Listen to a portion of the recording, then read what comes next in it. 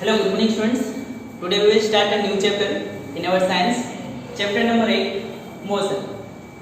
In this chapter, we are going to learn some new terms, जिसमें से दो है distance and displacement. So first of all हम इन दो चीजों के बारे में समझते हैं. तो साइंस के अंदर जो मेन अलग-अलग डिवीजन है, physics, chemistry, biology and environment, उसमें से जो फिजिक्स है, उसका फर्स्ट चैप्टर जो कि चैप्टर नंबर 8 है हमारा, वो आज हम स्टार्ट करेंगे. ये सेम चैप्टर अभी जो इसके अंदर जो टर्मिनोलॉजी सीखेंगे उसी में आपको 11th स्टैंडर्ड के अंदर भी काम है, राइट. सो फर्स्ट इसके अंदर दो चीजें, डिस्टेंस एंड डिस्प्लेसमेंट. इन दोनों चीजों को समझने के लिए एग्जांपल लेते हैं. यहाँ पे कोई ए प्लेस है और कोई ए प्लेस बी. कोई एक पर्सन है प्लेस ए से स्टार्ट करके और प्लेस बी तक पहुंचता है.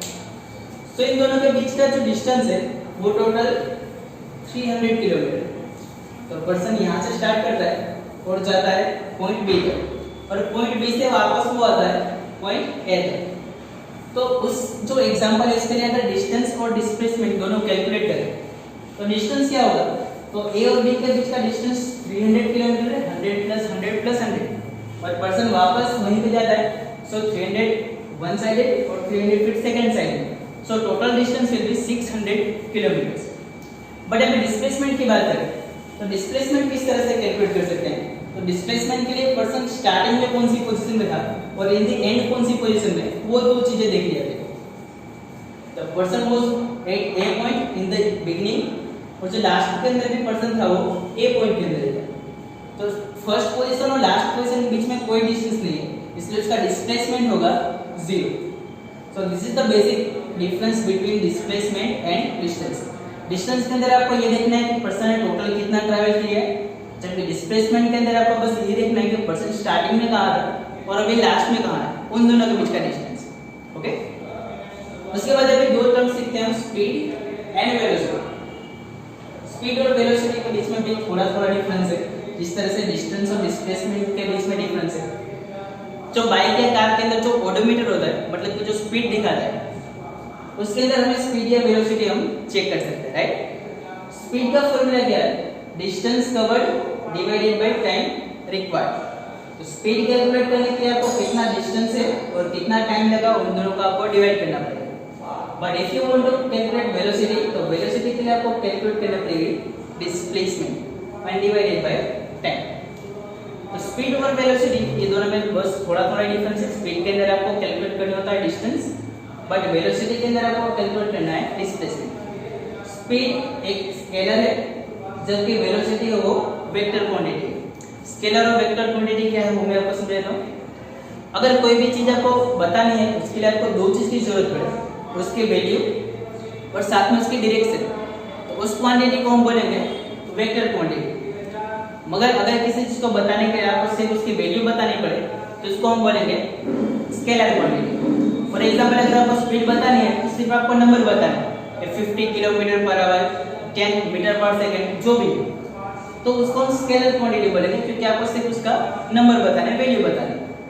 बट अगर वेलोसिटी की बात करें तो उसके अंदर आता है डिस्प्लेसमेंट. डिस्प्लेसमेंट के अंदर हमें बताना पड़ता है कि 10 मीटर तो किस डायरेक्शन में, क्योंकि उसको पर्सन चेक करेंगे कि उसके डिस्प्लेसमेंट कितनी थी, कौन सी डायरेक्शन में. इसलिए वेलोसिटी के अंदर डिस्प्लेसमेंट का यूज होता है, इसमें से वेलोसिटी वेक्टर होगी, उसके अंदर वैल्यू तो चाहिए बट साथ में उसकी डायरेक्शन भी जरूरी है. नेक्स्ट अभी दो टर्म्स है, regular motion and irregular motion. तो मान लो आप कहीं पे किसी पाथ पे जा रहे हो, उस पाथ पे जो भी आप स्पीड आपकी बाइक या कार की होगी वो सारे रास्ते में तो सेम नहीं हो सकती, राइट. क्योंकि कभी रास्ते में कहीं पे ट्रैफिक ज्यादा होगा तो ट्रैफिक की स्पीड हमारी स्लो हो जाएगी. कहीं पे ट्रैफिक सिग्नल आया तो वहाँ पे हमें रुकना पड़ेगा, तो वहाँ पे स्पीड बिल्कुल 0 भी हो सकती है. तो इस तरह से पूरे रास्ते पे हमारी स्पीड एक जैसी नहीं हो सकती, इसलिए वैसे मोशन को हम बोलते हैं irregular motion. But for example आप कहीं हाईवे पे जा रहे हो और पूरा हाईवे अभी क्लियर है तो आप कुछ समय के लिए अपनी स्पीड को कांस्टेंट रख सकते हो और तभी आपकी जो स्पीड होगी उसको हम बोलेंगे रेगुलर मोशन. रेगुलर मोशन और इरेगुलर मोशन दोनों के लिए हमारे बुक के अंदर ग्राफ दिए. रेगुलर मोशन के ग्राफ जो वो लीनियर होंगे, मतलब बिल्कुल स्ट्रेट, जबकि इरेगुलर मोशन है उसके ग्राफ स्ट्रेट नहीं होंगे बट कर्वी होंगे. इसके बाद टेक्स्ट बुक के अंदर अभी मैं एग्जांपल्स दिए, एग्जांपल 8.1, 8.2 एंड 8.3. 8.1 एग्जांपल के अंदर क्वेश्चन है कि एक कार 16 मीटर ट्रैवल करती है इन 4 सेकंड्स, उसके बाद वो फिर से 16 मीटर जाती है इन जस्ट 2 सेकंड्स। तो उसकी जो स्पीड है वो क्या होगा? तो फॉर्मूला हमें पता है, speed equal to distance covered divide by time required. तो यहाँ पे हम लिखेंगे speed equal to total distance divide by total time.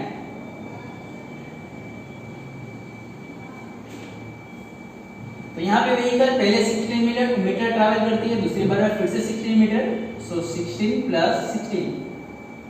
Total time कितना है? तो पहले बार में 4 सेकंड, दूसरी बार में 2 second, so 4 plus 2, so this will be 32 divided by 6। यहाँ पे जो डिस्टेंस है उसका यूनिट मीटर है और जो टाइम है उसका यूनिट सेकंड के अंदर है, इसलिए ये होगा मीटर पर सेकंड। दोनों को कैंसिल करेंगे हम तो आंसर आएगा 16/3 और मीटर होगा यूनिट होगा मीटर पर सेकंड। इसको आप इस तरह से लिख सकते हो या फिर इस तरह से भी हम लिख सकते हैं मीटर सेकंड इनवर्स। आपको जो भी मेथड आपको ठीक लगे आप दोनों में से कोई भी यूज कर सकते हो। एग्जांपल 8.2, इसके अंदर क्वेश्चन है कि एक कार है, उसके ओडोमीटर के अंदर स्पीड तो हमें बताता है, साथ में एक जगह पर लिखा रहता है कि आज तक हमने कितना ट्रैवल किया।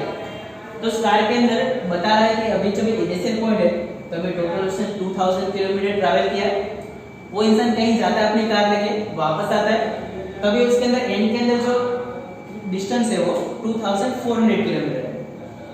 उसके लिए उसने टोटल 8 आवर का टाइम लगाया, तो उसकी स्पीड कितनी होगी किलोमीटर पर आवर, वो हमें फाइंड करना है। So we know the formula, speed equal to distance covered divided by time taken. In this question हमें ऐसा दिया गया है कि पहले जो इनिशियल डिस्टेंस था वो 2000 किलोमीटर था, लास्ट में 2400, मतलब कि उस पर्सन ने टोटल 400 किलोमीटर का ट्रैवल किया है। इट मींस 2400 माइनस 2000, इससे जो डिस्टेंस कवर्ड है वो आएगा 400 किलोमीटर। उससे जो टाइम लिया है वो है 8 आवर्स, सो डिवाइडेड बाय 8। अगर इन दोनों को कैंसिल करेंगे हम तो आंसर आएगा 50। यहाँ पे जो डिस्टेंस है उसका यूनिट किलोमीटर के अंदर है, इसलिए ये होगा किलोमीटर। जो टाइम है, टाइम का यूनिट आवर है, इसलिए ये होगा किलोमीटर पर आवर। तो फर्स्ट तो डन है हमारा kilometre per hour, but second question is what is the speed in metre per second. तो अभी मुझे इसे मीटर के अंदर और इसको सेकंड के अंदर कन्वर्ट करना है। तो किलोमीटर में से अगर आपको मीटर के अंदर जाना है तो आपको मल्टीप्लाई करना पड़ेगा 1000 के साथ, because 1 kilometre is equal to 1000 metre. तो इसे मल्टीप्लाई करेंगे 1000 के साथ। 1 आवर में से आपको जाना है सेकंड के अंदर, तो 1 hour is equal to 3600 seconds, इसलिए आपको आवर में जाने के लिए डिवाइड करना पड़ेगा 3600 के साथ। यहाँ से 2 जीरोस कैंसिल, ऊपर से भी 2 जीरो कैंसिल, ऊपर बचेगा 5 into 100 इट मींस 500 और डिनोमिनेटर में 36। अभी आपको इन दोनों को डिवाइड करके जो भी आंसर है उस आंसर को लिखना है और ये यूनिट होगा अभी मीटर पर सेकंड यूनिट के अंदर। एग्जांपल नंबर 3, इसके अंदर क्वेश्चन में दिया है कि कोई एक स्विमिंग पूल है जिसकी टोटल लेंथ वो 90 मीटर है।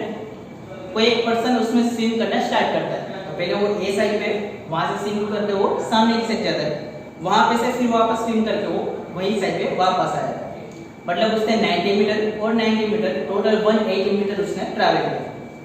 तो उसकी हमें स्पीड कैलकुलेट करनी है और दूसरा हमें कैलकुलेट करना है velocity. So we know that formula, speed equal to distance covered divided by time taken. तो यहाँ पर्सन 90 मीटर 2 बार ट्रैवल करता है, so distance is 180 metre. Time taken, तो क्वेश्चन में दिया है कि जो टाइम है वो 1 मिनट में, सर लिखना है बोल दिया, बट क्वेश्चन में आपको रीड करना, क्वेश्चन में टाइम है 1 minute, so time is 1 minute. But क्योंकि यहाँ पे जो डिस्टेंस है वो मीटर के अंदर दिया है, इसलिए हम इसको कन्वर्ट करेंगे मिनट को सेकंड्स के अंदर। So 1 minute will be equal to 60 seconds. तो यहाँ पे जो टाइम है वो हमारा हो जाएगा 60 seconds.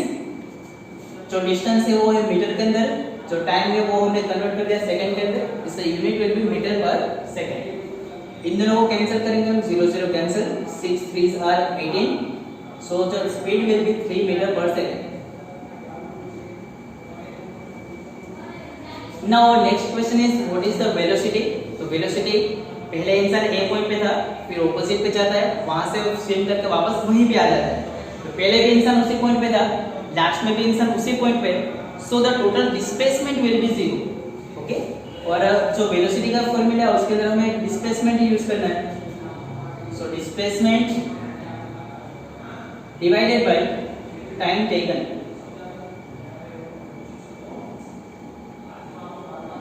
So in this case displacement is 0 meter and time taken is 16 seconds. So 0 को 60 से डिवाइड करने का आंसर 0 ही आएगा। So velocity will be 0 meter per second. Okay students, तो भाई ये जो भी टर्म्स है इन सभी के फॉर्मूला सबको खास टेक्स्ट बुक में से रीड कर लेना है। इसके बाद के आगे की टर्मिनोलॉजी और आगे के सम नेक्स्ट लेक्चर के अंदर करेंगे। तब तक आप बोर्ड पे से इतना लिख लो और ध्यान से आप समझ लो।